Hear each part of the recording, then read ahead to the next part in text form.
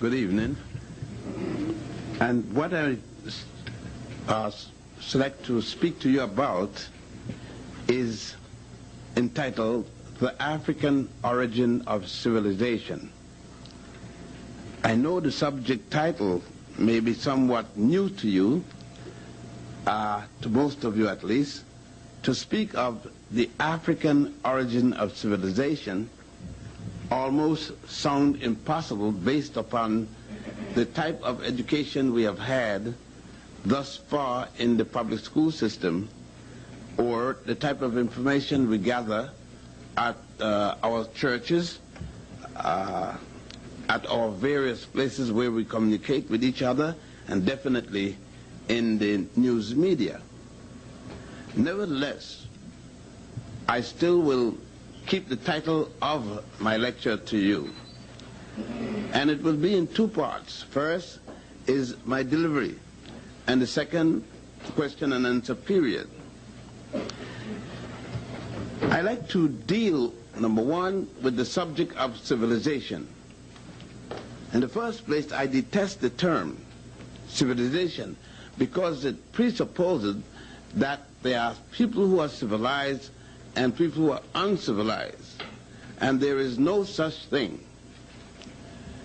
There are people whose culture differ to others, but as far as being civilized and uncivilized, there is no such thing.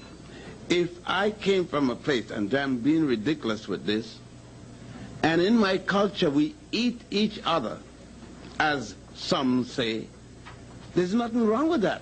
We eat each other. That's what we like to do. That's our culture.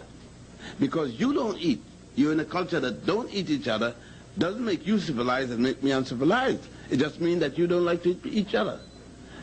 So I was ridiculous there just to show you that one person's culture doesn't invalidate another's. However, when I say the African origin of civilization, I was not being silly. I mean that, and let's prove it. Most of you come from a background where you were taught and believed in Adam and Eve. Long, thousands of years before the concept of Adam and Eve was enunciated by the Hebrews, what you call the Jews. Thousands of years, the Africans along the Nile had concepts of God when there was no Abraham, no Allah, no Jesus, no Jehovah mentioned anywhere. We can go back to the beginning of the first established concept of a God. The Africans along the Nile taught of a God by the name of Ptah, P-T-A-H. Also, the concept of God Osiris. Well, Osiris really is a Greek word. The name the Africans used was Asaru or Asar. They also spoke of a one and only God long before Abraham. This God was spoken about, his name called Aten, A-T-E-N, the one and only true God. It was much later that Moses is equally an African, born in Egypt. And let us check back a little. If you can recall your map of the world mentally, you would find that Egypt is in Africa. At least it was 2 weeks ago when I left it. You never could tell. It must have gone to this place called the Middle East these days. But nevertheless, Egypt is the northeasternmost part of the continent of Africa. The Africans along the Nile, not only in Egypt, from Uganda all the way down to Egypt, began their concept of civilization thousands of years before there was a place called Greece, or Pyrrhus, as it was originally called, and thousands more before a place called Etrusca, which later became Rome. Thus, I know it would make it difficult for you to conceive of this by virtue of your own training and background. Well, let us examine the facts. And these facts are available in artifacts as well as historical documents. If you go with me, travel with me along the Nile, you will have an excursion that will bring you into the facts. First of all, in order for you to read a book, you must understand writing, and primarily coming from an alphabet. When the Africans along the Nile were writing in what you call in Western terms hieroglyph, in the correct term medu-necha. Medu-necha is what the Greek call hieroglyphs. And remind you again, there is no Greece until 833 when Homer wrote the Iliad and the Odyssey. The Africans along the Nile had already in 10,000 BC, I refresh your mind about that, in 10,000 BC the Africans made a calendar called the stellar calendar based upon the movement of the stars and moons around this planet, the planet Earth.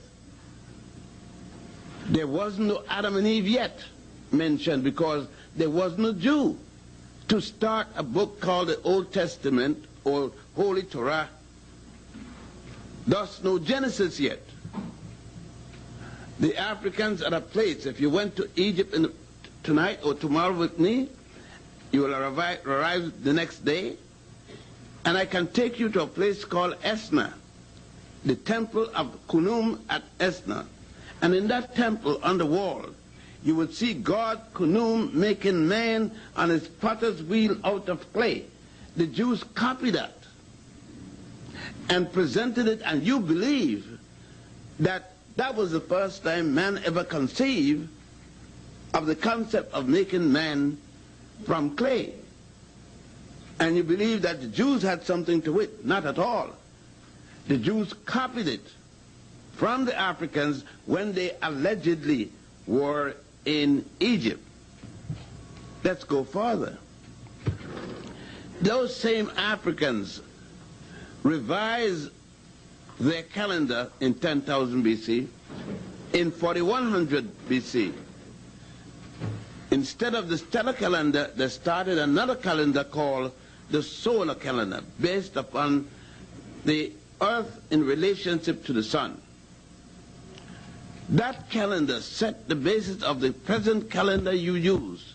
It had 365 and 1/4 day, corrected each 7th year. There were 13 months to the year, 30 days for 12 months, and 1 month of 5 days. The Ethiopian government still have the 12 months of 30 and the 1 month of 5 days. In Egypt, the farmers use the same 13-month calendar. Again, I must remind you, there isn't a single Jew in the world yet. Abraham the first isn't born. He isn't going to be born until the 13th dynastic period. And I know it's hard for you to conceive of a time when people had religions and there was no Christianity, there was no Judaism, and there was no Islam yet. They came way later, copied from the Africans. These Africans that I'm talking about established the basis of their religion and certain moral principles. The moral principles are called the 42 admonitions of Goddess Ma'at. The Hebrews adopted this, 10 out of these 42, and called them the 10 Commandments, and attributed them to an Egyptian, an African of Egypt they called Moses. But stop and think. Where did the Jews get the information? You do not have a single Jew in the world who wrote anything up until this period of time. But all along the Nile, you have what is called the Egyptian Book of the Dead, the Papyrus of Ani, the Papyrus of Hunefa, and various papyrus, the word papyrus meaning paper. Along the Nile, you also have the Africans who had produced not only